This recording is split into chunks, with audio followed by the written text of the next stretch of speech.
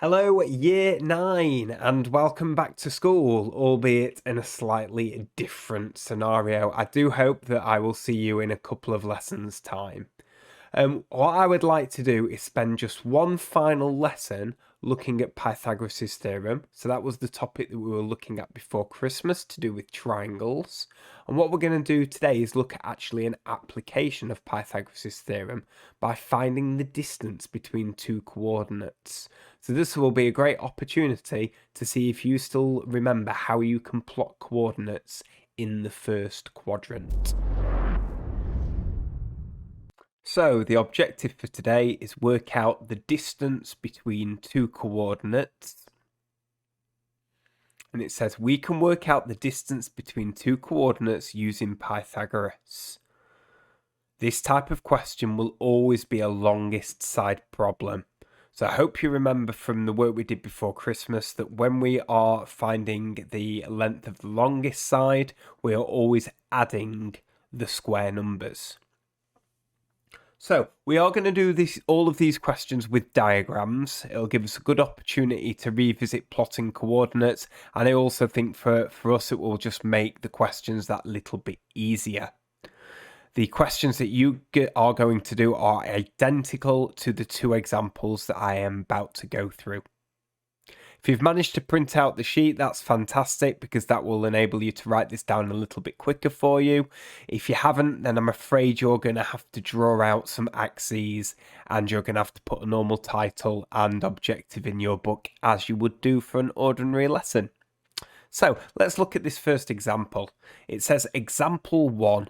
What is the distance between the points A, 2, 3 and B, 9, 7? Well, at this point, we probably don't even realise this is a Pythagoras question. So let's go about plotting these coordinates and seeing what the question looks like. So, the first thing that I need to do is plot 2, 3. So remember, when you're plotting a coordinate, it is along the corridor, then up the stairs. So I'm going 2 along the corridor, 3 up the stairs. So point A, 2, 3, 2 along the corridor, 3 up the stairs is that point there. For B, 9, 7, it's 9 along the corridor, 7 up the stairs. That is point B. And we are trying to work out this length. Now you should join it with a pencil and a ruler to make it neat and tidy. I don't have that luxury. So you still might be thinking, well, that's a line, sir. It isn't a right-angled triangle. What's Pythagoras got to do with all of this? Well, if I drop a vertical line and I draw in a horizontal line, well, these two things do meet at a right angle, and I've now got a right angle triangle. And I know the length of this horizontal line because I can count the squares to help me. It goes all the way from 2 to 9. So that's 1, 2, 3, 4, 5, 6, 7 along. Similarly, the vertical distance, 1, 2, 3, 4. And this is the length of the line that I'm trying to work out, which is x. And there it is. There is my right angle triangle. And like I said a moment ago, this will always be the longest side that we're trying to find.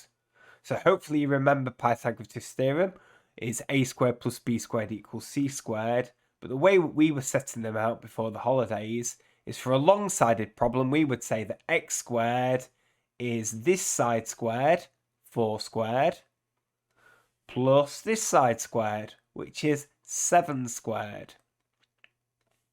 Now, you can use your calculator if you want to, but I always think this is an opportunity to see if you can remember some square numbers. 4 times 4, 4 squared is 16. And 7 squared is 49. So what we need to do now is add those together, and we have got x squared. And 16 and 49 is 65. Now, do you remember what you need to do from here? If we've got x squared and we're trying to work out x, we need to do the square root. And the square root of 65, if you type that into your calculator, comes out as 8.0622 and lots of more numbers. And we're going to round this to 1 decimal place. So remember, we know when we're rounding to 1 decimal, we look at the first decimal and then we use the next number to decide whether we are leaving the 8.0 alone or whether we are rounding it up to 8.1. And because this number is 5 or more, we know this is a question where we need to round it up. So the answer is 8.1. But 8.1 what? Well, if each of these squares was a centimetre, I could put 8.1 centimetres. And if you've drawn these in your book, then each of these squares would be a centimetre. But I don't know what size these squares are, so I'm just going to write 8.1 units, whatever those units may be. And again, I'll say I've rounded it to 1 decimal place. Let's take a look at a second example. So, example number 2, what is the distance between points, there should be an A there, A, 0, 9, and B, 7, 2.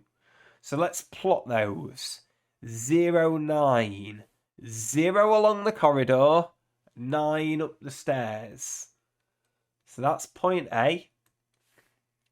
And point B is 7, 2. And 7, 2 is there. So if I'm going to join A and B together, remember to use your ruler. That is the length of the line I'm trying to work out. So where is my right angle triangle? Well, let's draw in a vertical until we line up with the bottom of B. And let's join in our horizontal. And there is my right angle triangle. Well, how tall is this triangle? Well, if I count from 2 to 9, that is 7. How long is it? If I count from 0 to 7, counting these squares, that is also 7.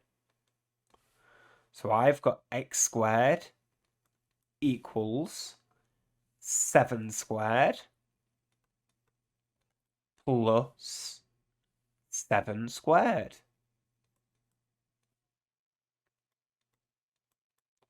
7 squared is 49.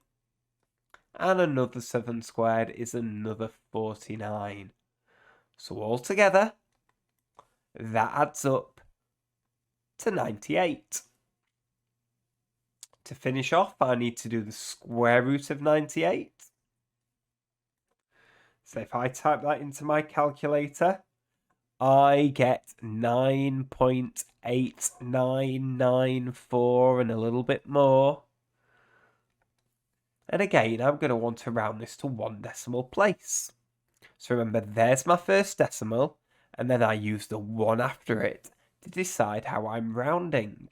Remember, if it's 5 or more, I need to round up. So this is going to round to 9.9 units.